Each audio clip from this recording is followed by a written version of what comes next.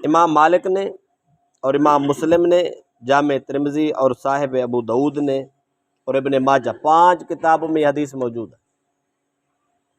جناب ابو ہریرہ رضی اللہ تعالیٰ عنہ کے راوی ہے، رسول اکرم صلی اللہ علیہ وسلم نے فرمایا تعرض الاعمال فی کل اثنین و خمیس، اللہ کی بارگاہ میں ہر انسان کے سوموار اور جمعرات کو اعمال پیش ہوتے ہیں،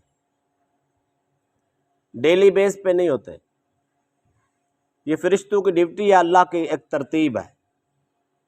فرشتے نامہ اعمال لکھتے رہتے ہیں، ہفتے میں 2 بار مولا کی بارگاہ میں پیش کرتے ہیں۔ ہر انسان کے عمل سوموار بھی اللہ کو بارگاہ میں پیش ہوتے ہیں، جمعرات کو بھی پیش ہوتے ہیں۔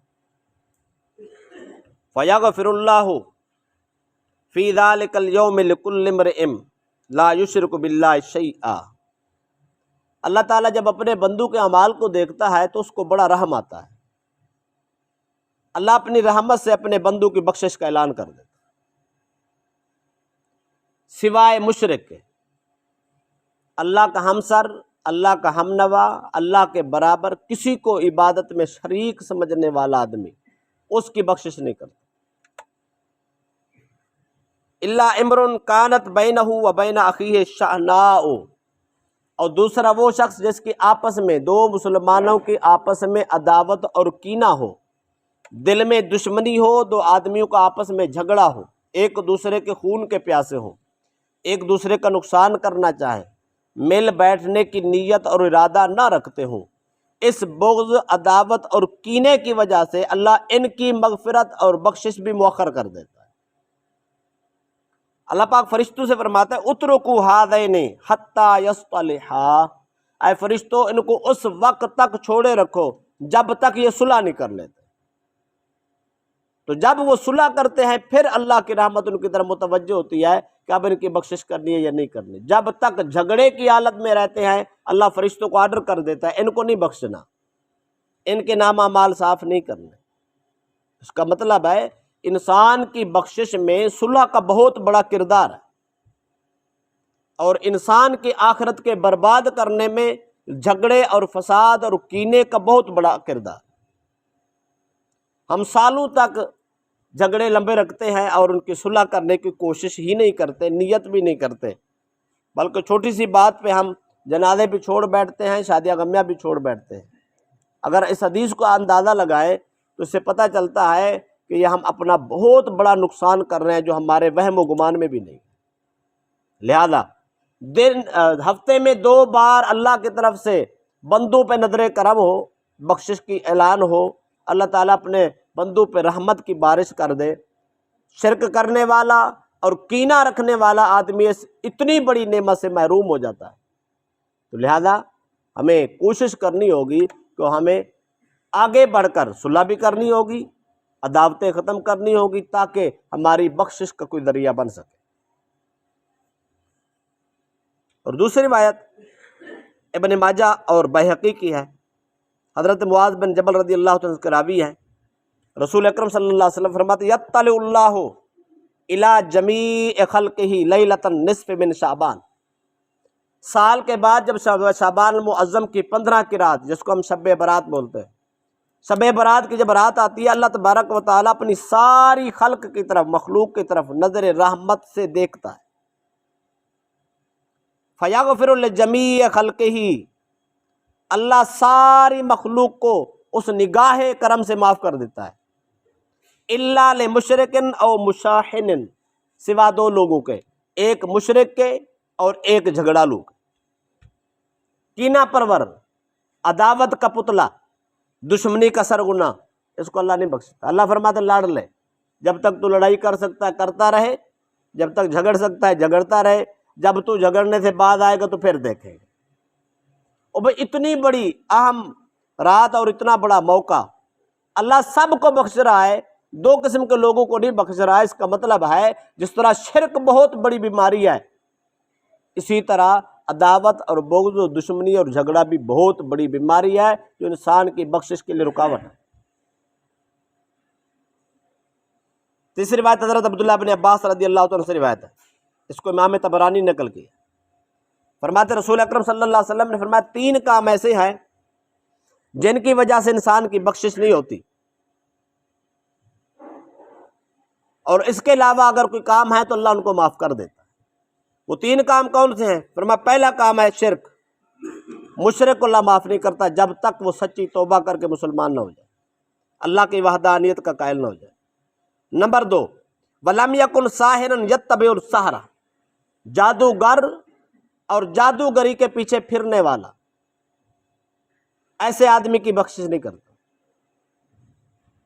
جادوگری جو لوگوں کا نقصان کرے، لوگوں کے مال، جان، عزت، آبرو پہ حملے کرے، لوگوں کے گھروں میں جھگڑے، فساد بپا کرے، ایسے جادوگری اللہ کو کسی صورت پسند نہیں ہے، اللہ جادوگر کی بخشش نہیں فرماتا۔ اور جادو کا پیچھا کرنے والا بس کام ہی یہی ہو، آج اس کے پاس کل اس کے پاس، پیسے بھی دینے ہیں، آخرت بھی خراب کرنی ہے، توید لے کر لوگوں کو ڈالنے ہیں۔ یہ تویدات اور جادو یہ حقیقت ہے، اس میں کوئی شک نہیں ہے۔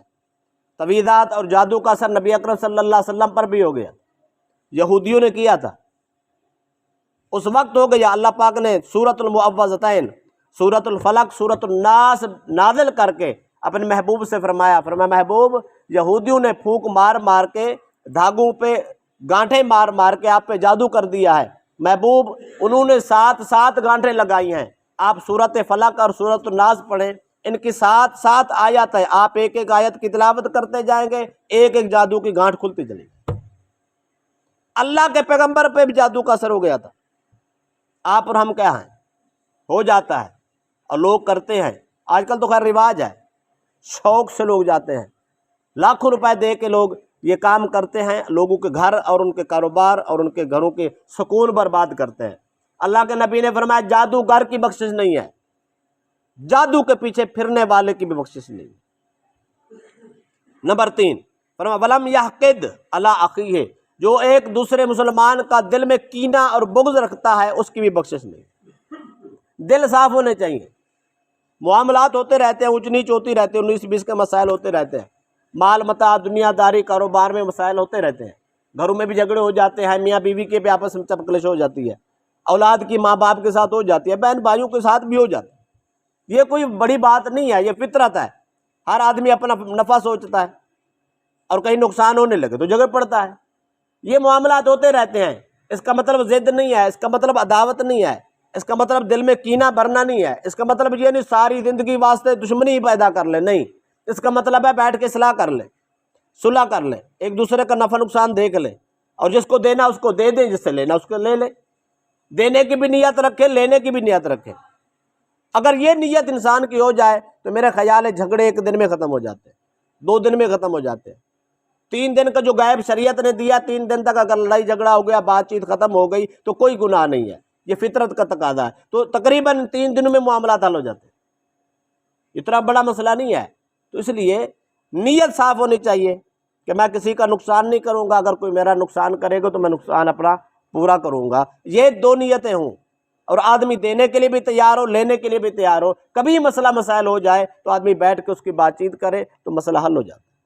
جب ایک ہی بات سوچ لے بس نقصان ہی کرنا ہے، سب پہ میں نے قبضہ کرنا ہے، سب کچھ میں نے سمیٹ لینا ہے، وہ دوسرا تو سادہ ہے، سادے بھائی کی کون سی زندگی ہے، کون سا حق ہے، اس کو سادہ کر کے پیچھے کر دیا اور جائیداد پہ قبضہ کر لیا، پھر تو کبھی صلح نہیں ہوتی، پھر تو کبھی حق نہیں دینا ہوتا۔